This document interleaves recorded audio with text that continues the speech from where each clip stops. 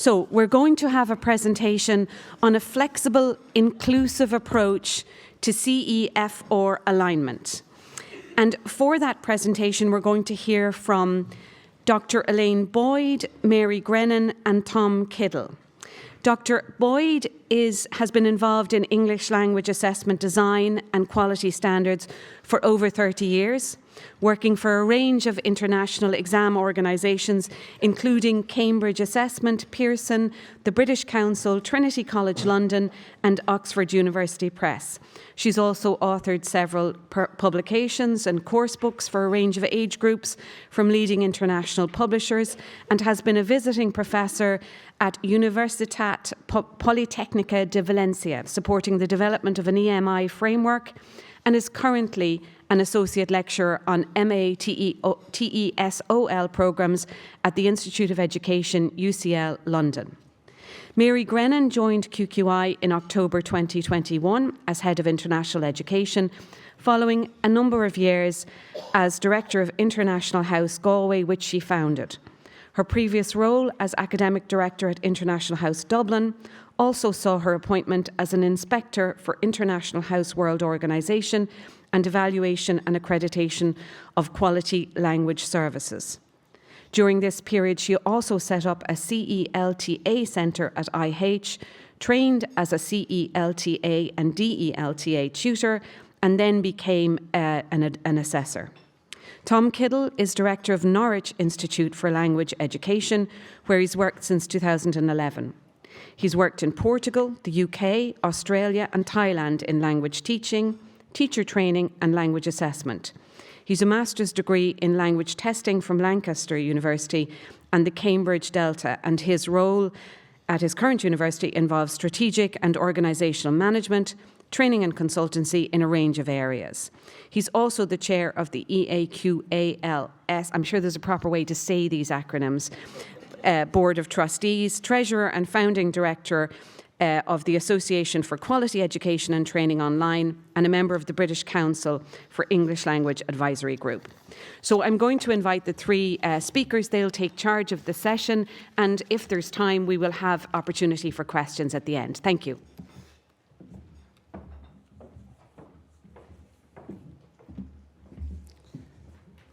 Thanks, Irene. Good morning, everybody.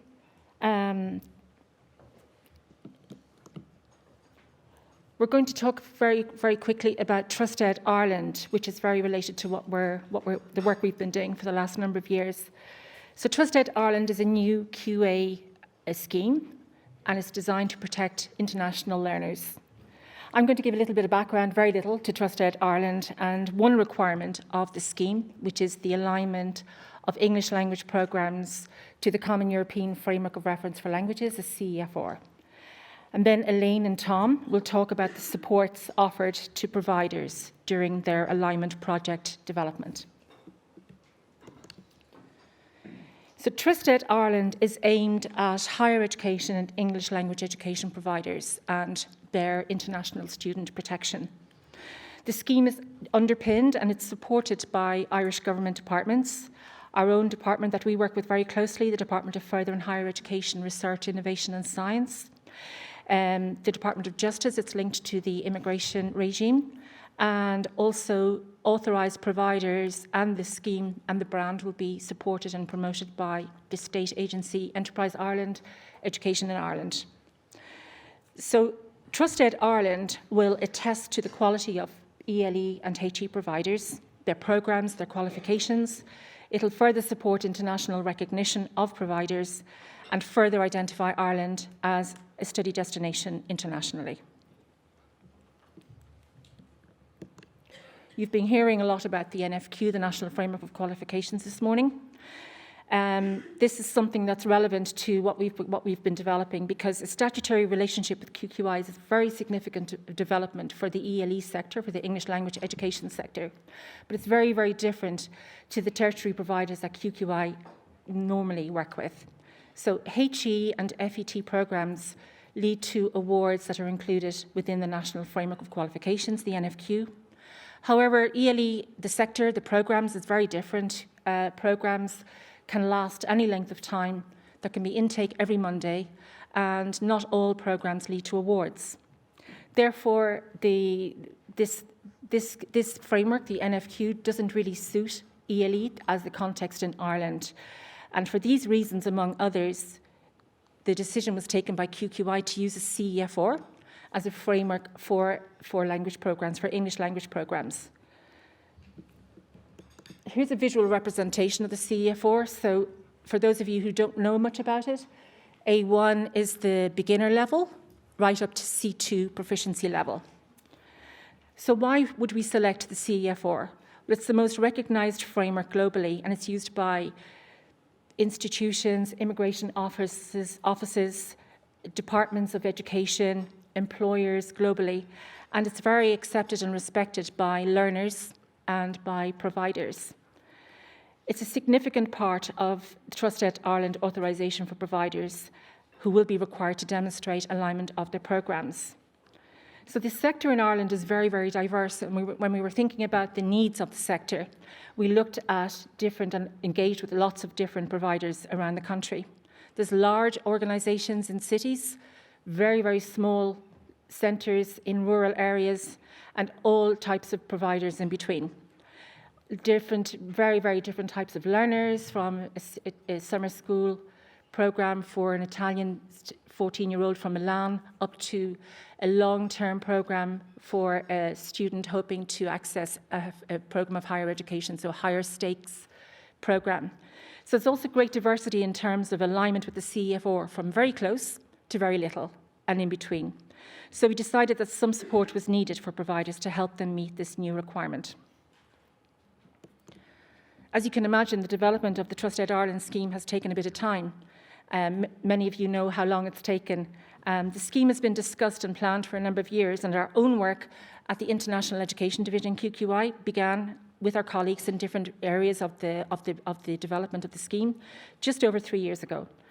So the development involved meetings with a lot of different people, hundreds of meetings it felt like. I think maybe in reality it was, and particularly with providers in relation to the alignment of the CEFR alignment project. So formal approval was given to the policy by the board, the QQI board, and the Department for the policy documentation, the scheme. The legislation was commenced in September. The scheme was launched, and it's now open for business. The application window 1 is now open. So looking at the development of the scheme in relation to the CEFR, the policy documentation for ELE providers includes reference to the CEFR in the programme design.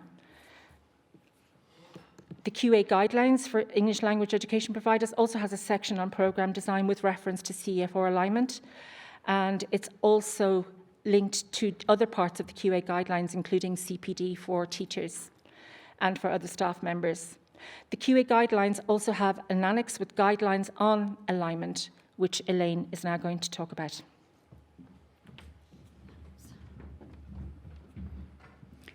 Yes, so as Mary said, one of the key issues here, which I'm sure you'll all be very familiar with, is the enormous variety in the schools, the institutions that would have to engage with this, from ones that had a lot of skills and expertise and resources to ones that were really tiny and didn't have those facilities. And what Thom and I, what our role to do was to make this possible for this huge range of schools. Because really what they're dealing with here, I don't know how many of you are familiar with the Common European Framework, the performance descriptors, but the document is 350 pages. And then in order to help institutions align or benchmark their curricula or assessments to the CEFR, there's a handbook which is also 350 pages. So obviously what we had to do was try and manage these documents so that instead of it being this kind of imposition on the schools, we were creating a foundation or a framework to help and support them. And we took 4 approaches to that. I worked on helping to write the annexes, which Mary has referred to, 1 for the curriculum and one for assessment. And Thom then worked on supporting institutions and how to actually apply and implement these. So, hoping this all, yeah. So these were the 4 strands, if you like, we took to make sure that these documents were accessible and that what we needed institutions to do was actually manageable and doable by them. And the first thing that we had to do was, in terms of accessibility, was we split the processes of curriculum mapping and assessment mapping, because it's all loaded together in the actual CEFR handbook. So we separated those processes out, partly because we recognised that many schools would have to get their curricula in place before they could start developing their assessment. And then we also had to, I actually can't see some of this. Sorry, I'll have to turn around. We thinned down a lot of the explanations that were in. So instead of in the key document, there were these very long explanations, lots of prose, and we whittled those down to sort of much thinner processes and put lots of support questions in to help the institutions as they were going through. And the other thing, which it seems almost incredible that the CEFR doesn't have this, but we also had a section of glossaries where we tried to explain all the terminology and the possible interpretations of the terminology so that schools could bring their own understanding to it. The other thing that we wanted to stress for the schools and the institutions was that documenting what they were doing was very, very important. Almost more important than reaching the end point was this understanding and the development process they went to, and to document every single decision they made and the rationale for that decision, not just to help their thinking, but also for future iterations, because it's never a single thing. The other thing we had to do was detail what I call the meta processes, which I'll show you briefly in a minute, which was that the CEFR documents made assumptions about where institutions would be. And we felt that especially the very small institutions needed help, how to set up a timeline, how to set up a decision group. So we detailed that for them and deciding a timeline and budget.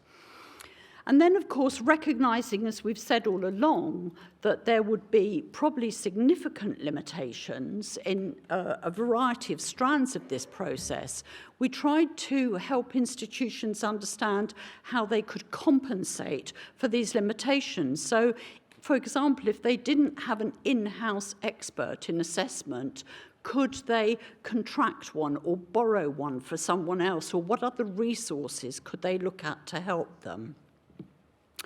And so that's an example of how we thinned down the processes. And you can see there are questions all the way through which are intended to support. These are the original meta processes which are captured in the original document. These are the ones that we broke down into tiny steps to try and help and support the institutions, because we want them to get there. Even if they don't get to the end, if they can work through some of the steps, that's a very good start. We put these out for consultation to 45 institutions, I think it was. And this is just some of the feedback we got about them using the annexes, the annex for curricula, the annex for assessment, and how they felt that had or had not helped them. Now I'll pass over to Thom, who will talk about the further support that they got. Thank you. So my role in the process was to work with providers, to support providers from English language education provision and higher education provision to kind of operationalise the processes in this alignment process. Some of those providers were already well on the way to on that journey, who had embraced the Common European Framework of Reference for many years. Others, it was a new concept for them. And we did this through a series of briefings here in Dublin over the last 3 years, working with providers to find their needs. And one of the most important parts of this was actually bringing providers together to talk about their context, to talk about similarities and differences, to talk about shared challenges and co-constructed solutions, to talk about how the alignment might work in practice, both in the areas of curriculum and in the areas of assessment and assessing those learning outcomes.